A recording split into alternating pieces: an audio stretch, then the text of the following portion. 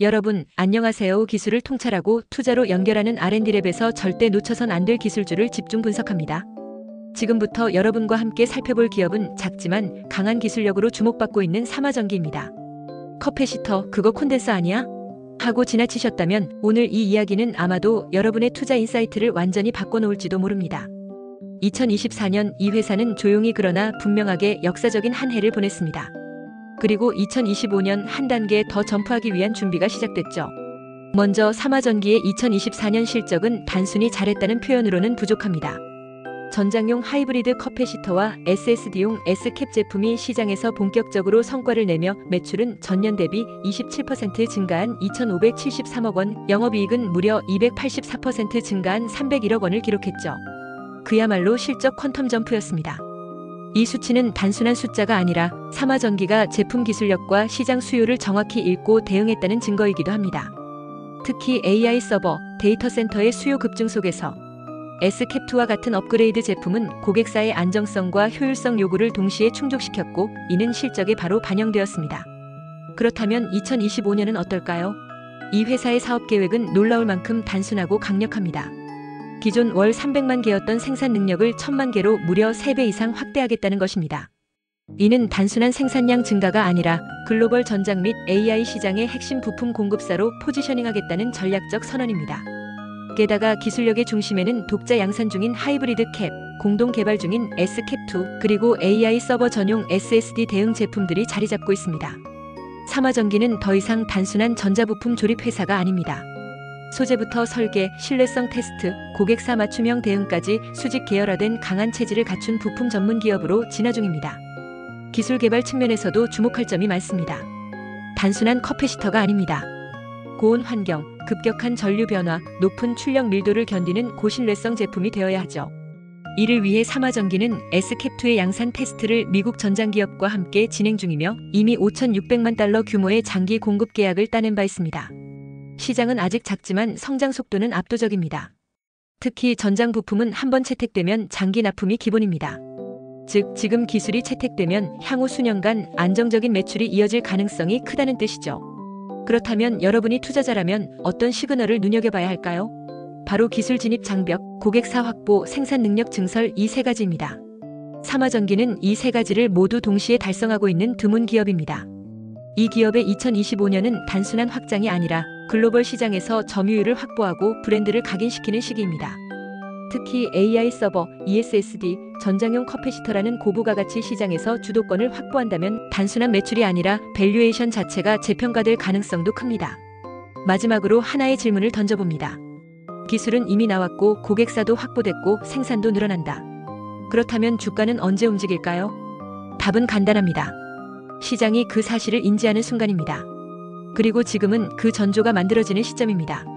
지금이야말로 그 움직임의 초입을 주시해야 할 때입니다. 삼화전기의 주가 상승할 기술 개발에 대한 좀 더 자세히 쉽게 설명하겠습니다. 끝까지 시청하시면 투자에 대한 핵심 포인터를 챙겨가시면 좋겠습니다. 우리가 매일 사용하는 지게차가 앞으로는 수소로 움직이고 그 안에서 전기를 저장하고 빠르게 내보내는 전기 이중층 커패시터, 줄여서 EDLC가 핵심 부품으로 떠오르고 있다는 사실 알고 계셨나요? 오늘은 특히 고온 환경에서도 멈추지 않고 작동할 수 있는 EDLC 기술에 대해 깊이 있게 파헤쳐 보겠습니다. 그리고 국내 기업이 과연 글로벌 시장에서 살아남을 수 있을지, 투자자 입장에서 어떤 기회를 잡을 수 있을지도 함께 살펴보겠습니다. 먼저 EDLC는 배터리처럼 전기를 저장하지만 충전이 매우 빠르고 수명이 깁니다. 그래서 순간적으로 큰 전력이 필요한 지게차나 버스, 철도, 우주 장비 등에 쓰이죠. 그런데 이런 EDLC는 온도에 약합니다. 특히 80도 이상 고온에서는 전극이 열화되거나 전해액이 증발되며 성능이 급격히 떨어지죠. 그래서 지금 전 세계적으로 고온 환경에서도 작동하는 EDLC 개발이 치열하게 진행 중입니다.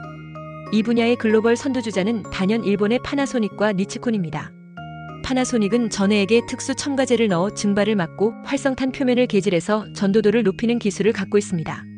니치콘은 바인더 즉 전극 입자들을 붙여주는 접착제 역할을 하는 재료에 있어서 고온에서도 분해되지 않는 화학 조성으로 신뢰성을 확보했습니다. 이 두 회사는 이미 수소차, 전기버스, 풍력 발전 시스템의 제품을 납품하며 안정적인 매출을 올리고 있고 특히 전기차 충전 인프라에 EDLC를 연계하려는 시도도 하고 있습니다. 그렇다면 국내 기업은 어떤 기술로 승부를 보려는 걸까요? 대표적으로 삼화전기는 활성탄에 남아있는 불순물을 제거하는 기술과 고온에서 전극이 열화되지 않도록 전극 표면에 자가 조립형 방막을 입히는 기술을 개발 중입니다. 전해액도 기존에 사용하던 TABF4 기반에서 벗어나 새로운 고온용 조성을 발굴 중이며 셀 밸런싱 기술도 정밀하게 다듬고 있죠. 아직 글로벌 선두 기업과의 기술 격차는 있지만 특정 고온 특화 환경에서는 오히려 더 안정적인 특성을 보인다는 평가도 있습니다. 주식 투자자 입장에서 중요한 건 이 기술이 기업의 실적과 주가에 어떤 영향을 주느냐겠죠. 파나소닉과 니치콘의 주가는 최근 몇 년간 전기차와 ESS 산업의 확대에 힘입어 안정적인 상승 곡선을 그리고 있습니다. 특히 이들이 고온 EDLC 기술을 제품화하면서 수익성이 크게 개선되었고 일부 증권사에서는 핵심 캐시카우로 EDLC를 언급할 정도입니다. 국내 기업도 이러한 흐름을 타고 기술이 상용화되는 순간부터는 주가의 재평가가 이루어질 수 있습니다. 그런데 기술력이라는 건 결국 기업 내부에서만 나오는 게 아니죠.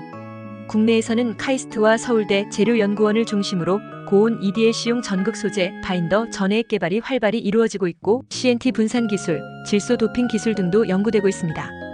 해외에서는 미국 MIT와 일본 도쿄대가 나노 소재 기반 전극, 고온 안정 전해질 연구를 선도하고 있죠. 이처럼 대학과의 협력이 어느 기업과 이루어지고 있는지를 살펴보는 것도 투자자에겐 중요한 체크포인트입니다. 이제 시장을 보겠습니다. EDLC 전체 시장은 2026년까지 25억 달러 이상 규모로 성장할 것으로 예상되며 이중 고온용 EDLC는 산업기계, 국방, 철도, 우주항공 분야에서 수요가 빠르게 늘고 있습니다. 특히 수소지게차처럼 순간적인 고출력이 필요한 분야에선 배터리보다도 EDLC가 더 적합한 솔루션으로 평가받고 있어요. 현재는 틈새 시장처럼 보일 수 있지만 앞으로 5년 내에는 전체 EDLC 시장의 20% 이상을 고온용 제품이 차지할 가능성이 높다는 예측도 나옵니다. 결국 주가 전망은 어떻게 될까요? 삼화전기를 포함한 국내 기업들은 현재 TRL 7단계 수준으로 기술 성숙도는 충분히 올라온 상황이고 실제로 수소지게차 실차의 탑재에 시운전까지 진행한 이력이 있습니다.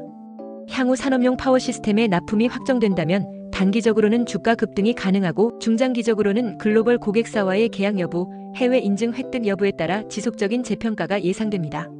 지금까지 우리가 살펴본 이 기술은 단순한 컵해시터가 아니라 탄소 중립 시대의 핵심 전력 솔루션입니다. 고온에서도 멈추지 않는 컵해시터, 그 기술을 누가 먼저 상용화하느냐에 따라 글로벌 에너지 산업의 흐름도 바뀔 수 있습니다.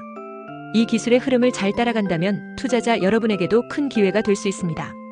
EDLC의 미래, 그리고 수소지게차 시대를 선도할 기업은 누가 될까요? 우리는 지금 그 변곡점에 서 있습니다. 기술을 통찰하고 투자로 연결하는 R&D랩에서 설명한 지식이 투자에 도움이 되셨나요? 구독과 좋아요, 알림, 댓글 부탁합니다.